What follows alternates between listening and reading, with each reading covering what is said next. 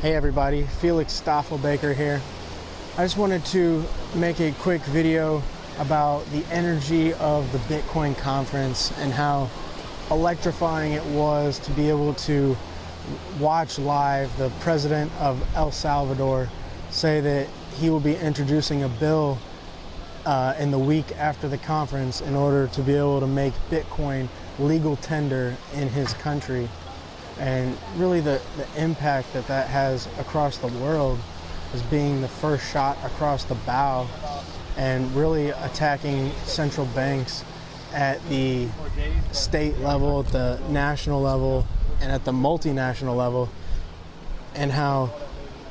it was a big surprise for a lot of people who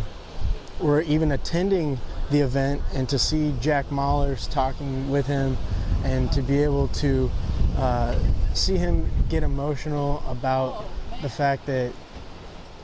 there are actually countries now in the process of making Bitcoin legal tender,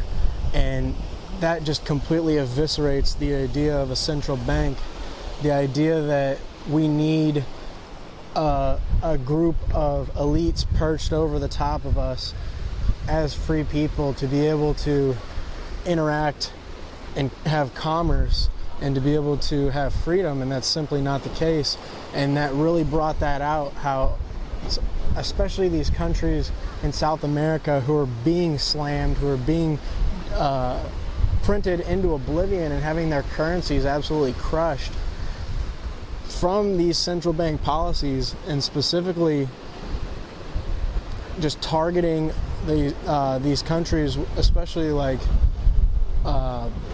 Venezuela and Colombia. And I met a couple people from Buenos Aires, and everybody's just talking about how bad the central bank's printing is and how they're the ones causing all of this problems to go on with their currencies. And a lot of times you'll see like the presidents and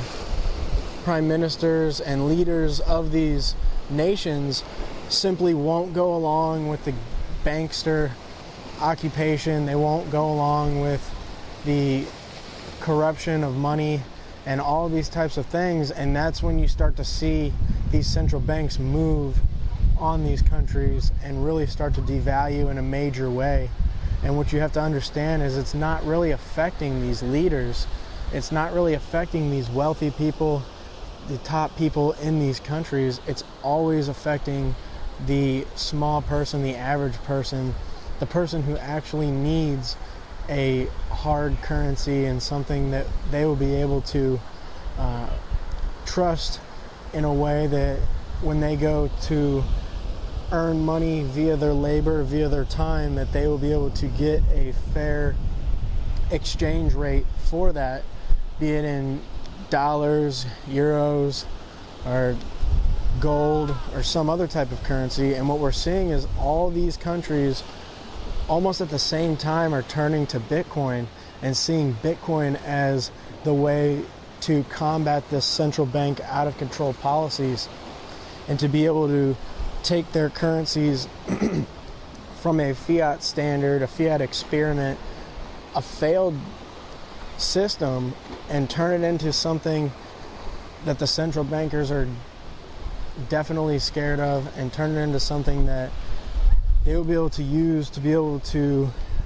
interact in a trusted way and in an honest way, and be able to make a decent living and just simply live their lives. And so we're really seeing that things are starting to break in a major way, and the energy is definitely up. Everybody is feeling like Bitcoin is the actual answer here, and you've got to think that there's still less than 1% of the population of the globe that are actually putting fiat money into Bitcoin. And when we start to see things like 10, 20, 30% of people, I mean, we have a real chance to overtake gold at a $10 trillion market cap. And, you know, when that happens, because it definitely will, I mean, that alone would give each Bitcoin a $500,000 valuation per coin. And that's just to start things off, because you have to think that a global asset that is the new base layer currency for the entire global system has to be able to absorb tens of trillions, hundreds of trillions of dollars that have all amassed through debt schemes and all these types of banker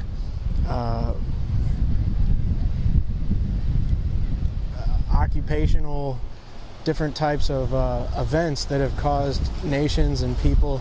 to go into copious amounts of debt for their own benefit.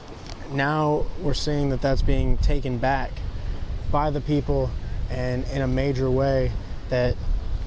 a lot of these countries are starting to take it into their own hands and not rely on central banks to be able to bail them out and protect them. So I just want to put that out there. Stoffel Baker out.